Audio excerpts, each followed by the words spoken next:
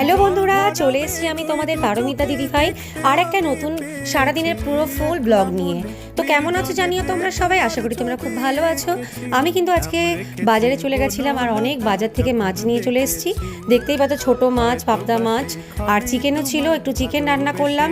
রান্না করার পরে কিন্তু থালি নিয়ে চলে এসেছে। দেখো আজকে থালিতে আছে পাবদা মাছের ঝাল সর্ষে দিয়ে হালকা পাতলা করে, আছে কিন্তু মাছের ডিম ভাজা আর চিকেনের একটু হালকা ওই ভর্তা টাইপ করতে চেয়েছিলাম কিন্তু সেরকম হয়নি। আলু ভাজা আছে সাথে, অবশ্যই কিন্তু টক ডাল, এই গরমে টক ডাল কিন্তু খাওয়া ভীষণ ভালো। আর কিন্তু সাথে আছে শসা, গন্ধরাজ লেবু আর কিন্তু অবশ্যই মোক্ষম, যেটা এই গরমে সবার খাওয়া উচিত আর বাচ্চা কাচ্চা তো অবশ্যই খাওয়া উচিত, সবারই খাওয়া উচিত। টক দই আছে চিনি দিয়ে, বিট লবণ দিয়ে।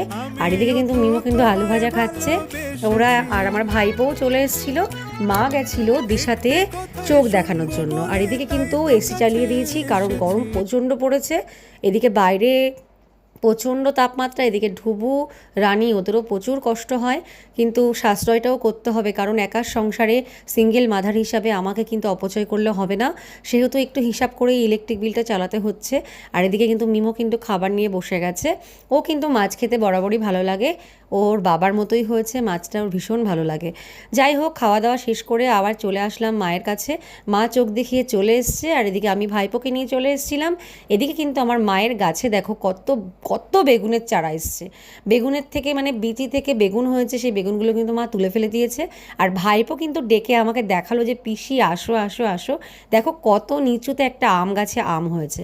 তা আমি কিন্তু এই আমটা আমার একদমই চোখে পড়েনি, ভাইপোই বলল যে পিসি দেখো আম হয়েছে। সারাদিন কিন্তু ভাইপোকে দেওয়া আসার পরে মায়ের সাথে গল্প করার পর চলে আসলাম রাতের বেলাতে।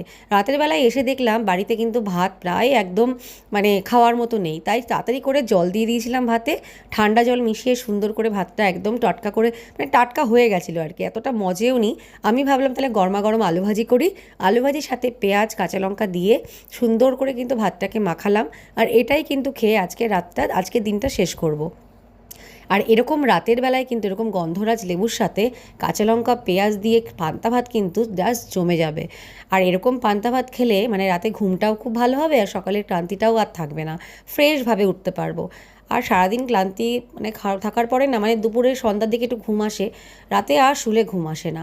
যাই হোক, খুব শান্তিতে খাবার দাবার খেলাম, মানে এই যেন পরম একটা পাওয়া।